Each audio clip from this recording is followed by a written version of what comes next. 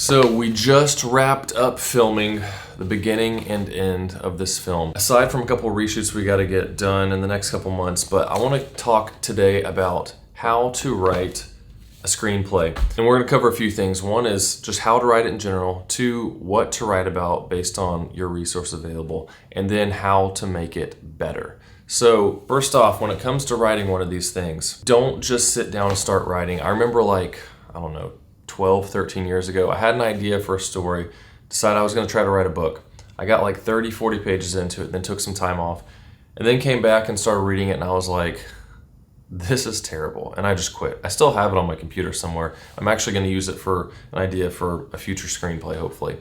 But I didn't realize that there's structure to story, how you want certain things to flow, and if you watch movies over and over, you're going to see these same things flow through it. And I would highly suggest you get a book called Save the Cat. And I'll have a link for this book in the description. It is really helpful. I bought the book and then I bought an electronic copy as well. I think I've read it 4 or 5 times now, but it really helps you to figure out how to format your story, things to make sure you do and don't do as you're getting into it, and don't just sit down and start writing. It's going to have you map out your whole story before you even start on index cards for your Act 1, Act 2, Act 3, and Act 2 is broken down into 2 parts. So you end up with all these index cards outlining every scene in each of those acts, so you can look at it and be like, okay, does this make sense? This character's story and how the characters all flow together and what happens within each scene, to make sure each scene is there for a reason and you're not just putting in stuff because you think it's going to look cool. Because a lot of people, you see these videos on YouTube like B-roll of this, B-roll of that, which don't get me started on B-roll. It's not B-roll if that's the only thing the video is about. But just having some slow motion, nice looking footage isn't going to make a good story. You got to make sure that stuff is in there for a reason. And this is going to help you map all that out before you actually sit down to start writing. So after you get that done, what should you write about? Something that you know, ideally. And for me, this story I wrote is about balancing work with family and what's more important, what should be put ahead in priorities with what's going on in your life. So I'm married. I've been married for 15 years. I have 6 kids. We're about to have number 6. And this is something I deal with my job. Like right now, I'm in a hotel in Hong Kong. I leave home for anywhere from 5 to 10 days at a time having to do this. And at some point you ask yourself, how much is enough? Because I have opportunities with my job. I could make more if I wanted, or I could stay home more and make less. So how much is enough? And that's kind of the central theme of the story, is asking how much is enough? How much do you actually need to be happy versus how important are the people in your life that want you around? So write about something you know, and then also write about something based on what you know you can do within your budget. So for me, I'm an independent filmmaker. I have my own gear that I can use. I'm using actors that aren't necessarily trained actors. Kids, for the most part, are actually pretty good at acting because they don't overthink it. They just do the stuff you tell them to.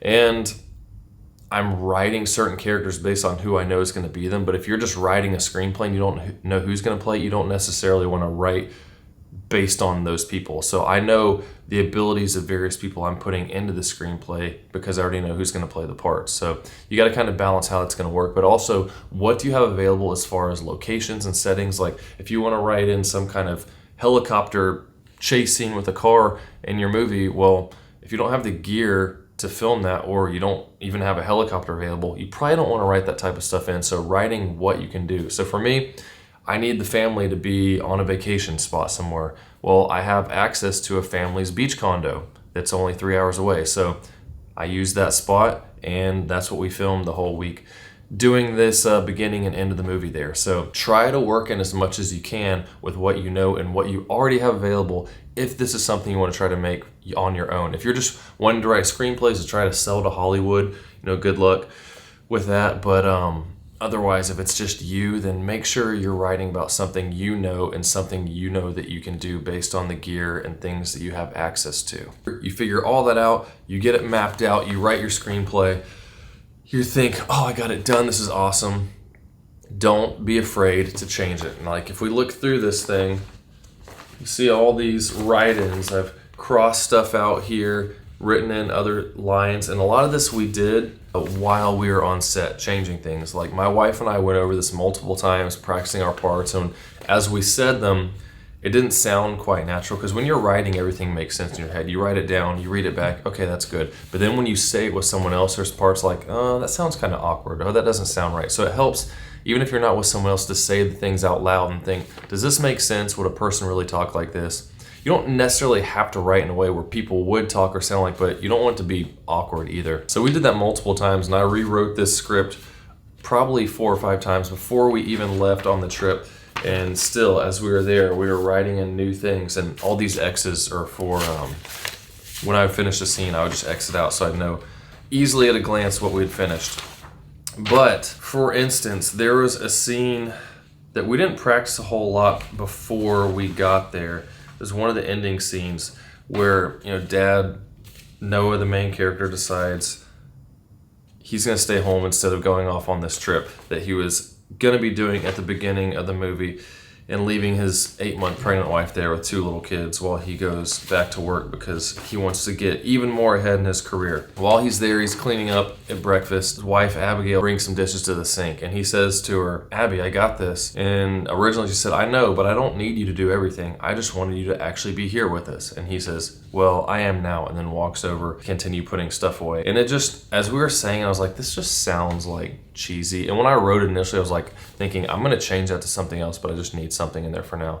And this was the last day of filming. I was like, we need to figure something out, but we gotta figure it out quick. So I really wanna try to avoid saying how I feel with the exact words, like, I am glad that you're here, or I'm feeling mad. You wanna show things as much as you can, or say it in a different way that implies that. He's thinking, well, I'm here, I need to do everything. Just like when I'm at work, I need to be doing everything with my job. So what we ended up doing was,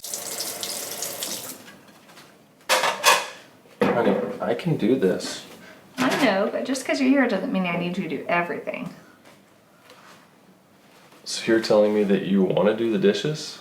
No, but I'd rather you get the girls ready. That works for me. She's basically saying, you can still help, you can do this, and I'll get this done, because this is something I would actually like you to do. And it leads into him walking off and getting to the next scene of what happens there. But just little things like that, trying to figure out, how can I make this not sound cheesy? Because with a drama type of thing like this, or love story, it's easy to get cliches and cheesy stuff in there, and I want to avoid that as much as possible. So definitely, if you're wanting to write a screenplay, I would highly suggest getting that book, Save the Cat, and then learn the story structure. Figure out, does your story make sense? Because this story, when I first came up with it, it has changed so much. I realized, based on what I've learned from this book, what I'm having happen in the beginning doesn't fit well for the character's journey and how he needs to improve. So how can I change that? So then I changed a few things in the beginning, but then that flowed downstream to something else. I'm like, okay, well, how do I change this to make it? And it takes a lot. And if I had waited till I started writing half of the script and realized, the character's journey, it's kind of shallow, it needs more depth, I'd have to go back to the start and rewrite. So instead, you can find those little problems as you write everything out on these index cards that represent all these scenes, and then see, okay, does this make sense? Tell other people about it, see if it makes sense to them, and then go into writing. And when you're writing, make sure if you're going to be making this film that you do it based on stuff that you have access to, stuff that makes sense. It's not going to break the bank, because stuff is expensive. I bought just all the extra little gear I bought. I spent a few grand just for this this video shoot. Because I already had cameras, lights and stuff, but there was a bunch of other things involved with making the whole process better, and it really helped out. And I'll cover gear and stuff like that in a later video. But then also, don't be afraid to change your script to try to make it better, because you could probably read it over and over and find a better way to say stuff and say it out loud. Keep doing that until stuff makes as much sense and other people read it and it makes sense to them as well, because in your mind, how everything's going to happen, but other people, things might not be as obvious. So having other people read it will really help too. So if you have any questions about that, screenwriting, script writing, whatever, put it down in the comments and I'll try to help you out there. I'm learning this stuff as well. It's a lot of stuff that goes into this process, but it's still really fun. Filmmaking is a really fun thing to do. It can be stressful at times, but watching the final product is a lot of fun, especially with all the work that went into it. So I'll see you guys in the next one.